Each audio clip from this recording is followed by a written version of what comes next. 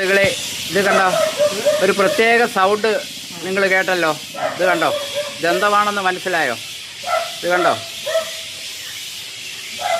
ഒന്നും രണ്ടും ഒന്നുമല്ല, ആയിരക്കണക്കിന് പതിനായിരക്കണക്കിന് വാവലുകളുടെ ഒരു കൂട്ടമാണ്. ഇത് വർഷങ്ങളായിട്ട്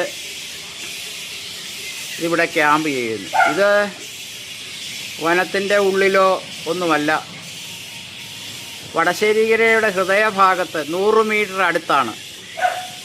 വടശ്ശേരിക്കര ടൗണിലെ ഒരു വീടിൻ്റെ ഒരവസ്ഥയാണ് ഈ കാണുന്നത്. എൻ്റെ സൗണ്ട് നിങ്ങളൊന്ന് കേട്ടേ.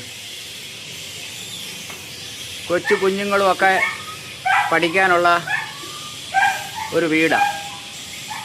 പ്രായമുള്ളവരും അവർക്ക് രാത്രിയെന്നോ പകലൊന്നോ ഉറങ്ങാൻ പറ്റാതെ, അതുകൂടാതെ നിപ്പായുടെ വലിയ ഭീഷണി നിലനിൽക്കുന്നു. ഇവിടുത്തെ കിണറ്റിലെ വെള്ളം കുടിക്കാൻ പറ്റുന്നില്ല. വളരെ അപകടകരമായ ഒരവസ്ഥ. ഫോറസ്റ്റുകാരെയും പഞ്ചായത്തിലും ഹെൽത്തിലും ഒക്കെ അറിയിച്ചതാണ്. പക്ഷേ അവരിതിനൊരു പരിഹാരം കാണുവാൻ ഇതുവരെ കഴിഞ്ഞിട്ടില്ല. വീടിനോട് ചേർന്ന്, ഞാൻ വീടിൻ്റെ ടെറസിൽ നിന്നാണ് ഈ വീഡിയോ എടുക്കുന്നത്. ആ വീടിൻ്റെ രംഗമാണ് കാണുന്നത്.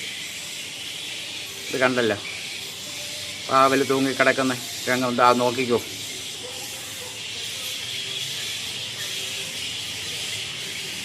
കാണിക്കാം, കണ്ട തൂങ്ങിക്കിട. ഇതിപ്പോൾ രാവിലത്തെ ഒരു രംഗമാണ്.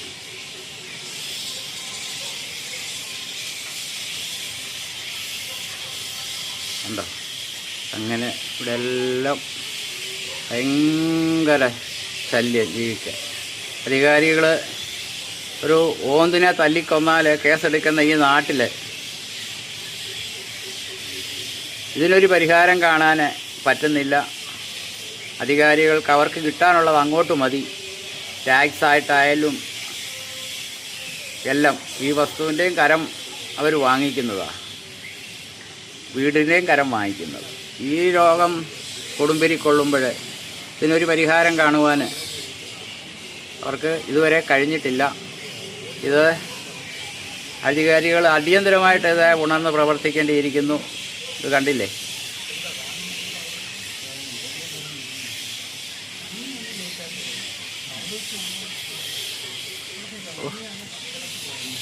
മരങ്ങളിലെല്ലാം ഉണ്ട്. ഒരു മരം വെട്ടുമ്പോൾ അടുത്ത മരത്തിൽ കയറും. റബ്ബറില്ല ആണ്. ഉണ്ടോ? ഹായ് സുഹൃത്തുക്കളെ, ഇതാണ് നമ്മൾ പറഞ്ഞ വീട്. ആ വീടിൻ്റെ മുറ്റത്താണ് ഈ ദുരന്തം. അവർ അധികാരികളെ അറിയിച്ചു. അതിന്